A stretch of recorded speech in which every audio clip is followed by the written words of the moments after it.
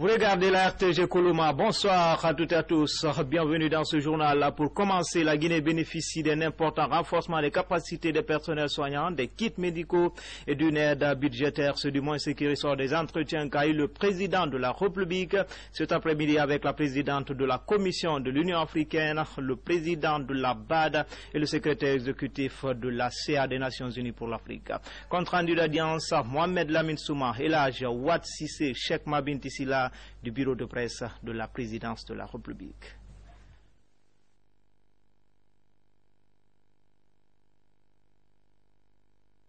Guinée dans le combat contre la fièvre hémorragique. Un combat qui est devenu la préoccupation quotidienne du président Alpha Condé. Cet après-midi, le chef de l'État a reçu les précieux soutiens de la présidente de la Commission de l'Union africaine, la Sud-africaine, le Nkosazana, de la ministre Zuma, du président de la Banque africaine de développement BAD, Donald Kaberuka, et du secrétaire exécutif de la Commission économique des Nations Unies, Carlos Lopez. Tous expriment leur ferme volonté et détermination.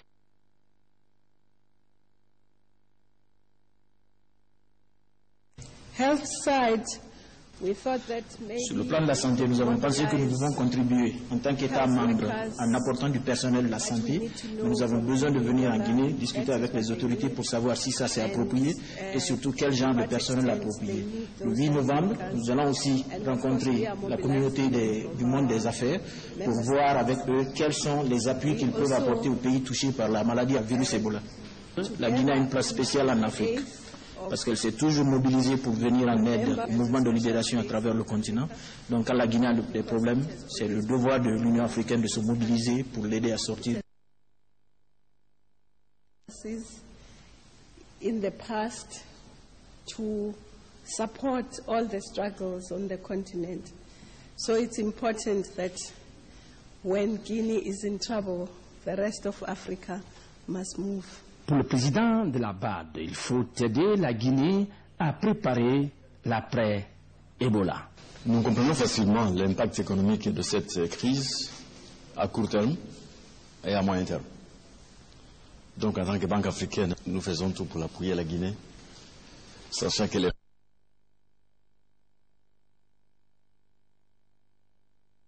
ont baissé.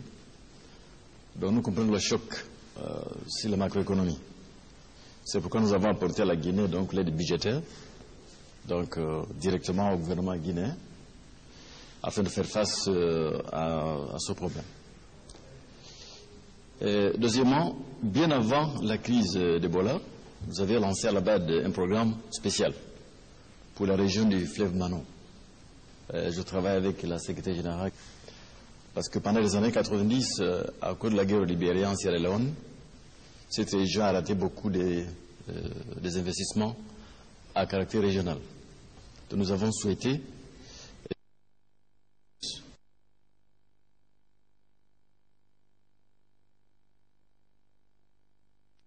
régional. Quant au secrétaire exécutif de la Commission économique des Nations Unies, il interpelle la communauté internationale à ne pas stigmatiser les pays touchés par le virus Ebola. Toutes les institutions panafricaines sont interpellées par la gravité du virus Ebola et de son développement en très peu de temps. Et bien sûr, il y a une interruption d'un processus qui était plein de bonnes nouvelles du point de vue économique et qui maintenant tous les trois pays font face à des difficultés accrues qui se consubstantie dans l'impact économique, bien sûr, macroéconomique, le fait qu'il y a une pression fiscale gigantesque et que nous avons, bien sûr, une interruption d'un certain nombre d'activités économiques importantes. Mais ceci dit, il y a deux messages qui sont importants à faire passer. Le premier message, c'est de dire qu'il y a l'infection du virus et il y a l'infection de la perception. Et l'infection de la perception est beaucoup plus grave à ce moment que la... Nous devons mettre tout notre effort pour combattre l'infection de la perception. Parce qu'on commence à développer des scénarios qui sont complètement catastrophiques. Et quand on va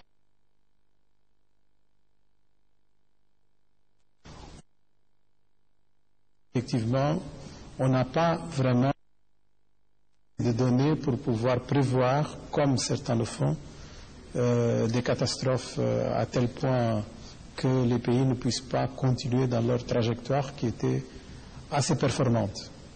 Le deuxième message, c'est que souvent j'ai entendu parler ces dernières semaines, il y a de la vie après Ebola. Il n'y a pas de vie après Ebola, il y a de la vie avec Ebola aussi. Parce qu'on est en train de faire l'amalgame entre le fait qu'il y a un certain nombre de personnes infectées dans un pays, comme ne faisaient pas normalement leur vie malgré les interruptions provoquées par Ebola. Donc je pense qu'on est en train de déplacer ce qui doit être vraiment la cible principale, la question médicale. Il faut contenir Ebola, elle est en train de faire énormément de dégâts, mais il ne faut pas le faire de telle façon qu'on puisse effectivement produire l'amalgame qu'on est en train d'enregistrer. Au nom du peuple de Guinée et du gouvernement, le président de la République a exprimé sa reconnaissance à l'endroit de l'UA, de la BAD et des Nations Unies. Nous avons reçu cette forte délégation aujourd'hui, qui représente presque toute l'Afrique, puisque Madame représente l'Afrique politique, le président Kabelouka, l'Afrique financière, et notre frère Carlos, l'Afrique économique. Il a une vision très claire de ce que doit être le développement de l'Afrique. Le président Kabelouka, aussi lors de ces 2 mandats, a changé beaucoup la façon d'agir la Banque africaine, avec beaucoup de tristesse et d'inquiétude que nous le voyons partir. Mme Zuma a été longtemps ministre des Affaires étrangères. On sait le rôle qu'elle a eu à jouer. C'est une femme beaucoup d'expérience. Et elle apporte son expérience surtout. Sa présence montre que l'Afrique doit se prendre en main. Dieu envoie par exemple par avoir des épreuves dures pour éprouver votre foi. Et si votre foi reste intacte, c'est les bonnes choses qui arrivent après. Donc l'Ebola qui nous fatigue aujourd'hui, nous allons faire en sorte de transformer en potentialité pour renforcer notre système de santé et aussi notre système économique. Donc je les remercie d'être présentes et je leur souhaite bon retour. Peu avant de prendre congé du président de la République, cette importante délégation qui avait dans ses rangs la secrétaire exécutive de la Mano River Union, Hadja Sarandaraba, et la coordinatrice du système des Nations Unies en Guinée, Sarafine Wakana. Cette délégation, dis-je, a rencontré la coordination nationale de lutte contre Ebola. On reste toujours dans les couloirs du palais Sékou Touré à 150 bâtiments immeubles Villa Moderne, le tout pour un événement. Le plateau de Kipé, c'est dans la commune de la République, tient à la réalisation de ce projet. Le professeur Alpha Condé avait instruit les investisseurs de tout mettre en œuvre pour tenir le délai de fin décembre. Qu'en est-il réellement de ce chantier? Quelques éléments de réponse avec Mohamed Lamine Souma du bureau de presse de la présidence de la République.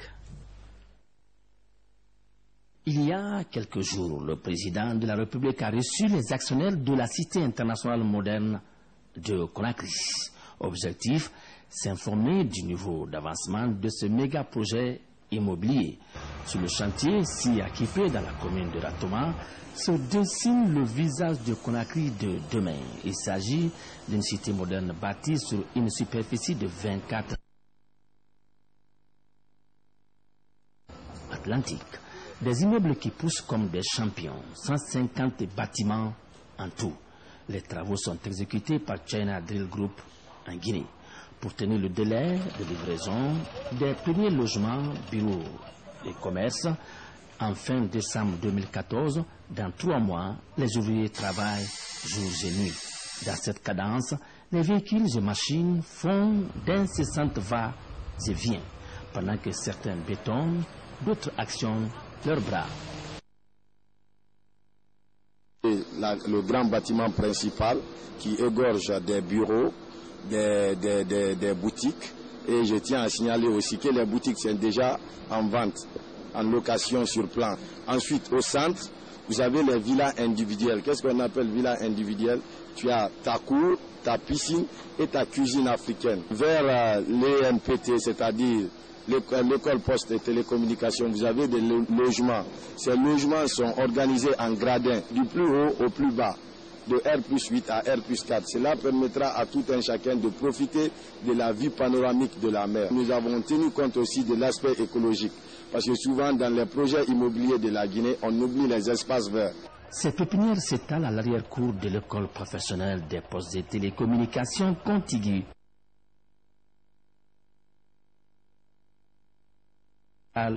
Et exotiques, mais aussi de divers types de fleurs destinés à créer un espace vert tout autour de la future cité moderne, mais aussi à l'intérieur de la cour. Là, certains élèves du centre de formation post-primaire de Kipé viennent faire des travaux d'application, ainsi que de nombreux autres jeunes de Conakry. Nous travaillons de 8h jusqu'à 18h. On a acquis beaucoup d'expérience ici par rapport au travail. Du côté ouest sont dressés 4 buildings de 26 étages chacun.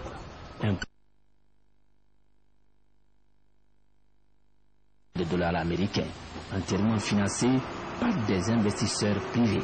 À côté derrière moi, on va commencer une étage de 26 niveaux. Ça va occuper ça va être de bureaux, salle de cinéma, centre commercial et maison de jeunes. Parce que maison de jeunes, on a promis le professeur Alpha Condé, on va construire, ils sont en train de mettre tous les plans ensemble pour mettre ça. Parce qu'il ne faut pas seulement construire une maison de jeunes. Si tu construis, il faut les accompagner. Tu mets tous les équipements là-bas, comme ça peut être demain, la Guinée de demain. Ce que moi je ne demande pas, tous les Guinéens se trouvent. Chacun peut faire quelque chose. Chacun a son petit connexion pour puisse convaincre les investisseurs pour les faire venir. Il ne faut pas qu'aujourd'hui, on va regarder Alpha Condé, les Malinqués, l'autre est Soussou, l'autre est Peul. La Guinée, c'est pour tout le monde. Le président va faire ses mandats, il va quitter. C'est d'autres Guinéens qui vont venir. S'ils viennent, tout ce que le professeur a fait, ça va trouver que ça les a donné du cibassement. Ça va les encourager, le nouveau qui va venir aussi, pour faire d'autres choses le plus grand. C'est comme ça. Le plateau de Kipé sera ainsi une cité référence à Conakry et dans toute l'Afrique. Cela grâce à l'initiative et à la volonté politique du professeur Alpha Condé. C'est la Guinée de demain qui pointe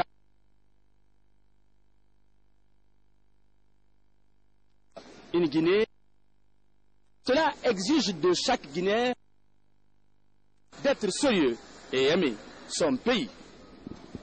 Dans le volet santé, avec cette épidémie hémorragique Ebola, tout d'abord, le gouvernement octroie $10 000, soit 70 millions de francs guinéens à chaque famille des médecins victimes d'Ebola. C'est une promesse du chef de l'État. Elle est effective. Depuis ce jeudi, la remise des chèques aux ayants droit s'est déroulée sous l'égide de la coordination nationale de riposte contre Ebola. Cheikh Sanoussi Sankon nous fait le point.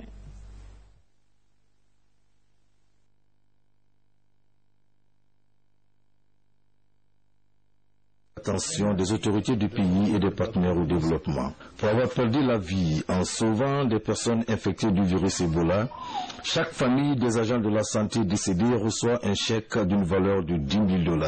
L'annonce avait été faite par le président de la République lors de sa rencontre avec les médecins retraités et les étudiants de la médecine. Dans le protocole, dans la convention qui a été signée entre la Banque mondiale et l'État guinéen, il y a un montant de $500 000 qui a été dégagé pour assister en fait les familles endeuillées. Cette enveloppe va certainement aider les familles de nos collègues disparus, tombés sur le champ de bataille. Mais nous garderons la tristesse de les avoir perdus. Ce moment de soulagement très pathétique et plein d'émotions pour ces veuves et orphelins qui ont encore du mal à sécher les larmes est un signe de reconnaissance pour service rendu à la nation. Je suis contente de recevoir ce chèque.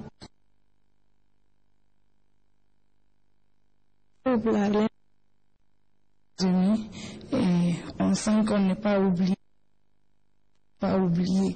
Et on espère bien que ça va continuer comme ça. Je ne peux que les remercier de leur aide, d'avoir pensé à nous, à ma famille. et en plus aux familles des victimes éplorées. Ce geste des autorités du pays et des partenaires, notamment de la Banque mondiale, est un motif de réconfort vivement salué par les bénéficiaires. En déplacement, le ministre de la Santé était récemment dans le sud du pays pour sensibiliser les populations des préfectures, des sous-préfectures, de Nzérékoré, des populations qui se disent déterminées à respecter les mesures sanitaires. Hamara Tolno, de retour de Nzérékoré. Après s'être entretenu avec les différents acteurs impliqués dans la riposte,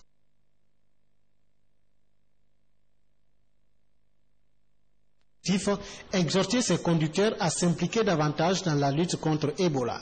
À l'issue de la rencontre, des mesures sont annoncées. Cette sensibilisation doit passer d'abord par les transporteurs normalement. Parce que c'est nous qui transportons les malades et à tous les niveaux, dans les villages, dans les frontières et au centre de la Guinée et pourquoi partout en Afrique. Accompagné des autorités administratives de la région, médecin-colonel Rémi Lama a sillonné l'ensemble des sous-préfectures des Nzérékoré. Partout, la mission a invité les populations à l'hygiène pour éviter la maladie. Je vous exhorte à ce sursaut de citoyenneté pour que vous peur, allez vers vos pères, sensibilisez-les, allez dans les cabarets, dans les maquis, partout où vous pouvez trouver des regroupements, allez vers ces endroits, parlez à ceux-là qui ne comprennent pas, qui ne sont pas rassurés. Conseillez-les pour qu'ils comprennent. Médecin-colonel Rémi Lama a également encouragé les populations à l'acceptation de la pulvérisation avec du chlore concentré pour assainir les ménages. En guise d'exemple, la mission s'est faite pulvériser. L'exercice rassure les populations. Nous nous sommes expliqués une fois, les gens n'en croyaient pas. Maintenant que le ministre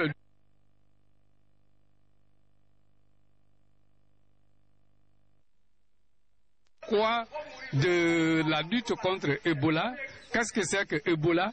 Et ils nous ont pulvérisés, eux et nous, nous avons été pulvérisés devant cette population qui disait que nous sommes en train de mentir. Et depuis que nous avons été pulvérisés, au contraire, nous nous sentons bien à l'aise que par le passé. Quant aux habitants de Womé, le ministre de la Santé les a demandé à reprendre leurs activités quotidiennes en attendant de faire la lumière sur la mort des agents de sensibilisation le 16 septembre passé. On reste dans la région et on prend la direction de Macenta, l'épicentre même de la maladie, où l'ambassadeur de France en Guinée a séjourné.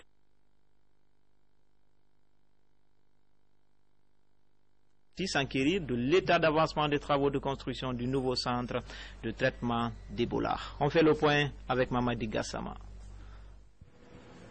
Macenta, une des préfectures les plus touchées par l'épidémie de la fièvre hémorragique à virus Ebola. Dans le but de freiner la chaîne de propagation, l'ambassadeur de France en Guinée rencontre sur le terrain élus locaux et partenaires impliqués dans la riposte. Objectif, exprimer aux communautés à la base la solidarité de la France aux côtés de la Guinée, mais aussi recenser les difficultés rencontrées sur le terrain. Avec les sous-préfets, avec les maires, avec les représentants et les représentantes d'associations, notamment représentants d'associations de femmes. Tout ça nous a permis de partager, d'une part, le diagnostic qu'on portait sur l'évolution de l'épidémie, une prise de conscience beaucoup plus forte maintenant qu'au début sur cette épidémie et la nécessité de faire passer les bons messages. L'ambassadeur Bertrand Kocheri a également mis de l'état d'avancement des travaux. Ebola préoccupe aussi les acteurs économiques. C'est dans cette optique que le bureau Veritas a fait un don d'un lot de kits de prévention à la Direction générale des douanes, moment choisi par l'agence pour la promotion des actions du président professeur Alpha Condé de décerner un satisfecit aux soldats de l'économie pour les différents sacrifices consentis au service de la nation. Sekou Fernand Kourouma. Une cérémonie à deux dimensions. D'abord la remise de kits sanitaires à la Direction générale des douanes. Un geste du bureau Veritas qui est un partenaire privilégié des services de douane. Un partenariat fructueux se matérialisant par des performances qu'enregistre la douane d'année en année. Bureau Veritas est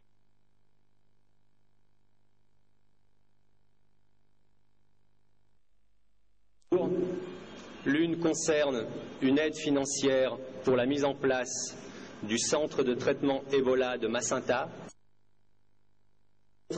des donations matérielles à l'attention des futurs centres de traitement Ebola de Macenta. Ensuite, autour de l'Agence pour la promotion des actions du président Alpha Condé, de remettre un satisfecit aux douaniers guinéens.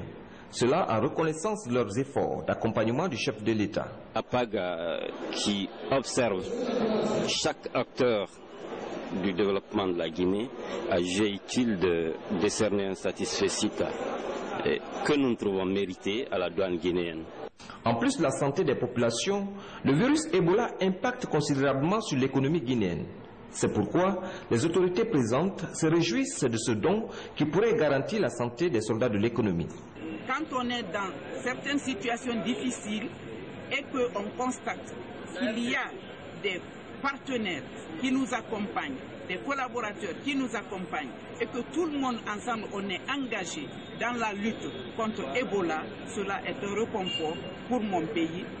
Le satisfecit représente pour moi une reconnaissance des efforts de la douane dans ces périodes très difficiles qui continuent à se battre pour essayer d'assumer ses responsabilités régaliennes. Ces kits, comme je le disais, viennent à point nommé pour renforcer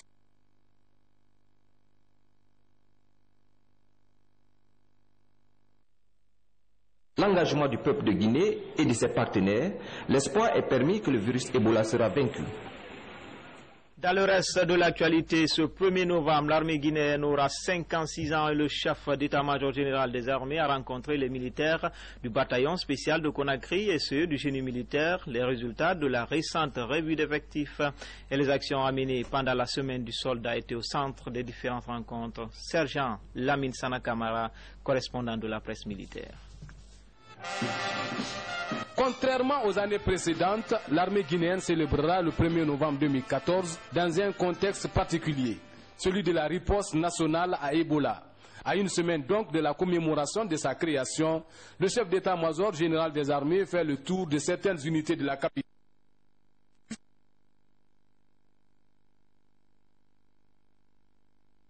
d'effectifs et les actions civilo-militaires à mener pendant la semaine du soldat.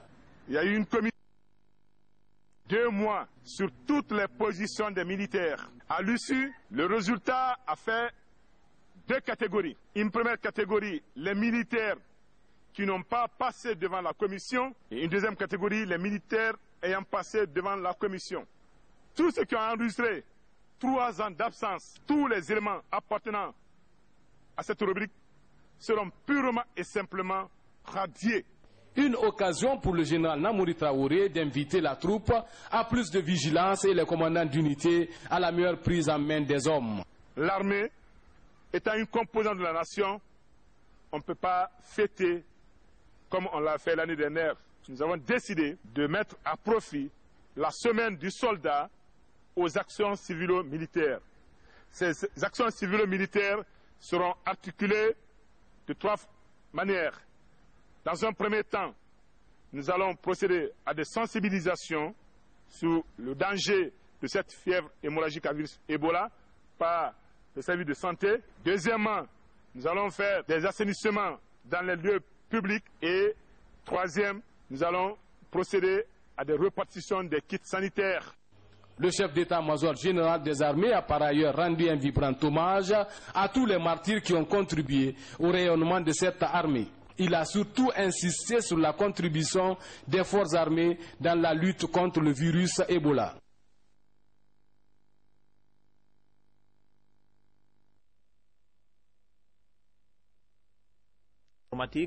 D'une valeur de 200 millions Genève au législatif guinéen. Un appui qui vise le renforcement des capacités opérationnelles des différentes commissions de l'institution parlementaire. François Lama. C'est un appui de la Banque mondiale à l'Assemblée nationale pour mieux renforcer les capacités opérationnelles de l'institution parlementaire.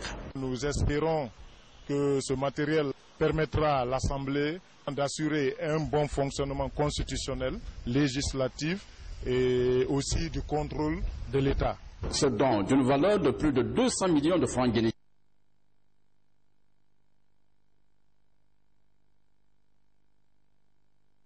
avec les outils de contrôle de l'action gouvernementale.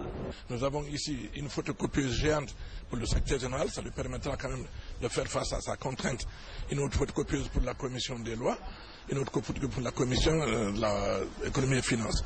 Ce n'est qu'un début et je pense que la Banque mondiale en fera plus. Les députés sont très satisfaits. Et sur ce, nous en ferons un bon usage et une bonne gestion. D'autres assistances de la Banque mondiale sont également attendues en faveur de la direction des services de communication de l'Assemblée nationale. Restons toujours à l'hémicycle pour parler cette fois-ci de cette session de formation organisée à l'intention des membres des groupes parlementaires de l'Assemblée nationale. Elle est initiée par le NDI en toile de fond familiariser les élus du peuple avec et de contrôle du budget ainsi que de l'action gouvernementale. Mahamoud Bari. C'est une formation de 2 jours qui participe au renforcement des capacités des groupes parlementaires et des commissions de l'Assemblée nationale. C'est une initiative de l'USAID pilotée par le National Democratic Institute. Il s'agit d'outiller les élus du peuple de compétences et connaissances pour cerner le contour du budget, la place. La formation concerne les membres du groupe parlementaire libéraux démocrates. Nous sommes actuellement dans la session budgétaire. J'avoue qu'il y a des passages que nous ne comprenons pas très bien et je crois qu'avec l'aide de IND, nous allons pouvoir approfondir nos connaissances. Et c'est très important pour nous de faire la différence entre les lois organiques, les lois budgétaires, etc.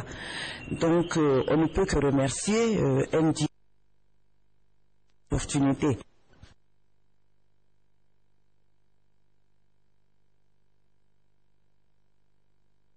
Du budget, la différence entre projet de loi et proposition de loi ainsi que la proposition de résolution seront abordées au cours des travaux. Nous sommes dans le bain aujourd'hui donc de la session budgétaire.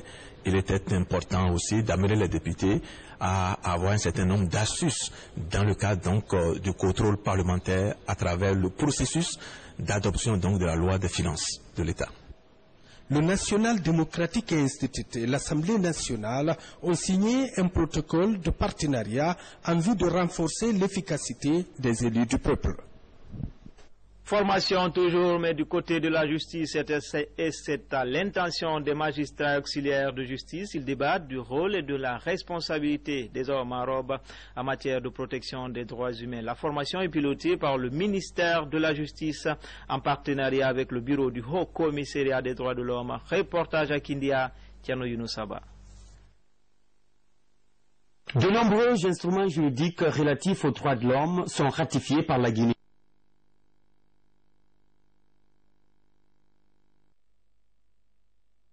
La d'une centaine de magistrats et auxiliaires de justice examine la place des droits à toutes les étapes d'une procédure judiciaire.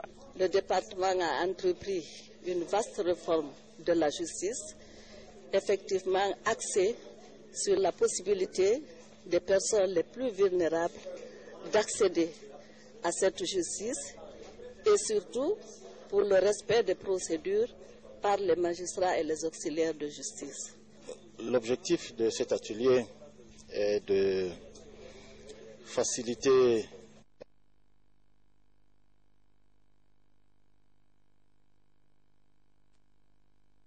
pénal. Les participants à cette rencontre de Kindia vont également réfléchir sur le rôle et la responsabilité des magistrats et auxiliaires de justice dans la promotion et la protection des principes fondamentaux des droits de l'homme en Guinée. La Guinée L'actualité toujours, cette rencontre du comité de pilotage de l'initiative pour la transparence dans les industries extractives. Au menu, l'examen des termes de référence pour les activités prochaines. Après la validation de la Guinée aux normes UTA, le pays doit maintenir les acquis et satisfaire les nouvelles exigences. À ce jour, le comité doit mobiliser des $100 000 pour combler son gap financier. Explication, Mamadou Alpha Baldé. Après l'admission de la Guinée dans la grande famille ITIE, l'heure est à la satisfaction des exigences de l'ITIE international. Le comité de pilotage de l'ITIE Guinée examine ici les termes de référence de ses activités à venir. Une table ronde avec le gouvernement et les partenaires financiers est annoncée. Si je dois insister sur certaines d'entre elles, je parlais en tout premier lieu, n'est-ce pas, de l'activité de plaidoyer auprès des institutions républicaines et auprès des autres. C'est un processus dans lequel on doit donner des signaux très clairs et très forts sur la volonté politique de maintenir les efforts déjà déployés par la Guinée pour être conforme et pour demeurer conforme dans le futur. Ces différentes TDR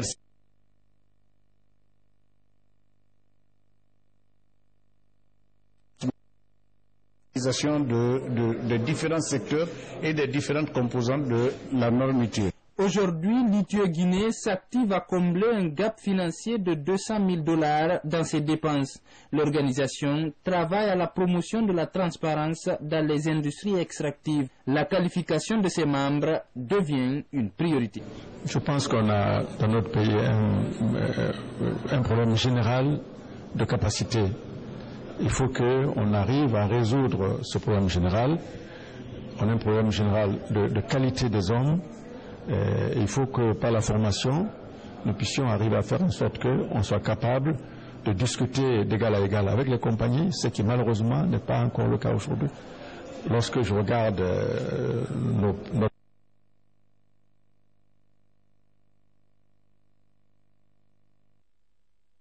il y a longtemps, donc même ces personnes ont besoin d'actualiser leur formation et derrière eux, il y a une jeunesse de bonne volonté, mais qui n'a pas la formation qu'il faut. La Guinée est qualifiée de scandale géologique. Le pays regorge d'importantes ressources minières. La promotion de la transparence dans le secteur pourrait améliorer le niveau de vie des populations.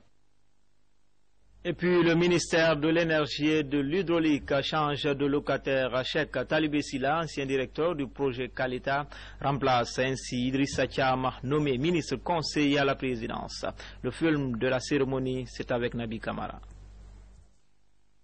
Après 9 mois à la tête du département en charge de l'énergie et de l'hydraulique, Idrissa Thiam a été remplacé par Dr Cheikh Talibé Silla. Leur passation de témoin le jeudi 23 octobre 2014 devant collaborateurs, amis et sympathisants, le ministre sortant a fait le bilan des réformes qu'il avait entreprises dans ce secteur stratégique dans la vie socio-économique du pays. Des réformes entamées selon lui dans son département depuis 2012, parmi lesquelles figure en bonne place la mise en œuvre d'un contrat de gestion de l'électricité prévu d'ici la fin de l'année. Pour sa part, le ministre entrant a commencé par reconnaître le soutien constant dont il a bénéficié en tant que directeur général du projet d'aménagement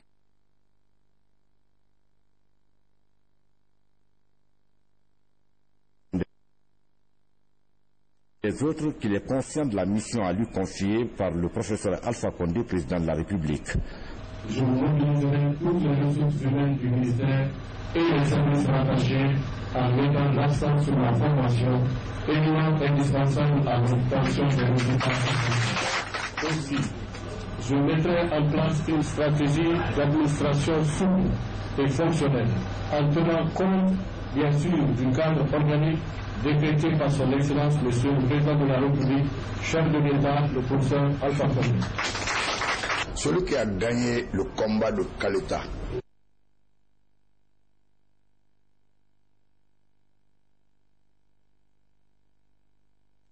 est aujourd'hui ministre et nous sommes convaincus que c'est un exploit dans une orientation raffinée au bénéfice des intellectuels, des cadres, surtout de la jeunesse. Il a une vision de chef de l'État et en agissant ainsi, Conakry gagnera, la Guinée gagnera. Cheikh Talibé Silla, docteur d'État en sciences techniques de l'Institut hydrotechnique et de bonification de Moscou, a plusieurs autres diplômes, dont celui d'ingénieur hydrotechnicien, grade Master of Science.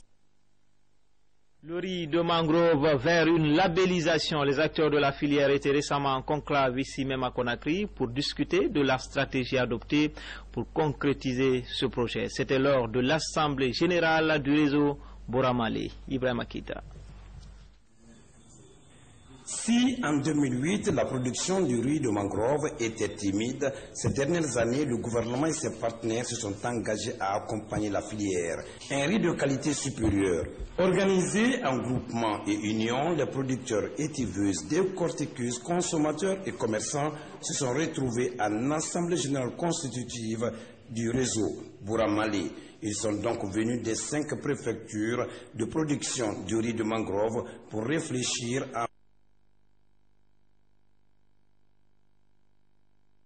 en quantité et en qualité, mais cela nécessite un accompagnement.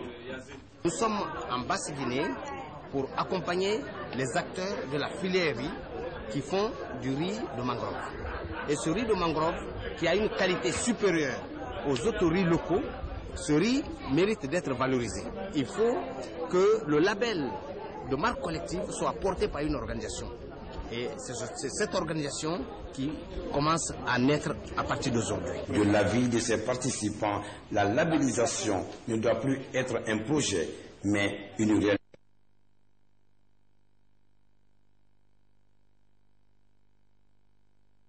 Le courage de continuer ce qu'elles sont en train de faire.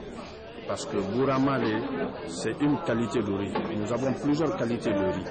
Mais aujourd'hui, ça doit être un modèle pour les autres régions ou pour les autres zones, de qualifier ou de valoriser notre production nationale. Avant de se doter d'un conseil d'administration, la rencontre a passé en revue tous les textes juridiques pour atteindre l'appui des partenaires à tous les niveaux. Ce communiqué conjoint au haut commandement de la gendarmerie et la direction générale de la police nationale, il fustige le comportement des usagers de la route indélicats comme le double fil, les sirènes intempestives et autres véhicules non immatriculés. Pour plus de détails, on suit le commandant Mamadou Alfabari, officier de communication. Communiqué conjoint. La direction générale de la police nationale et le haut commandement de la gendarmerie nationale, direction de la justice militaire, constatent avec regret que nombreux sont des usagers qui circulent à bord des véhicules de tout genre sans plaque d'immatriculation sur l'ensemble du territoire national. Les sens interdits, les doubles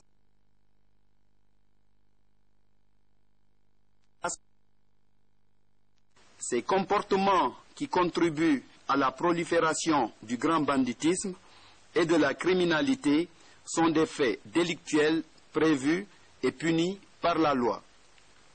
À compter de ce jour, la Direction générale de la police nationale et le haut commandement de la gendarmerie nationale, direction de la justice militaire, invitent les usagers à se conformer à la loi.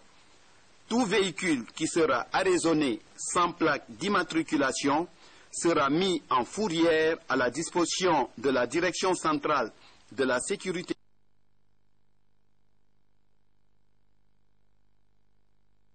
Direction générale de la police nationale et le haut commandement de la gendarmerie nationale, direction de la justice militaire, comptent sur l'esprit civique des uns et des autres et s'engagent résolument dans la lutte contre l'insécurité dans l'intérêt exclusif des citoyens. Conakry, le 24 octobre 2014, la Direction générale de la police nationale et le haut commandement de la gendarmerie nationale, direction de la justice militaire. Enfin, en plus bref, sport foot avec ces nouvelles de nos internationaux qui se sont bien comportés lors de la Coupe Europa. Le vice-capitaine du Sili national, Ibrahim Traoré, a marqué un doublé lors de la victoire de son club et Kevin Constant, buteur avec son club de Trabzonspor. Et puis ce samedi, ce match qui passionne dans les 4 coins de la planète, pas moins de 500 millions de téléspectateurs sur le Real Madrid FC Barcelone, Real Barça ou tout simplement le Classico, mais aussi le duel entre les 2 meilleurs joueurs du monde. Malin qui dira le vainqueur. C'est tout pour Guinée Info de ce soir, réalisé par Mamadou Alpha Baldé. À demain, même heure, même chaîne, avec toujours le même plaisir.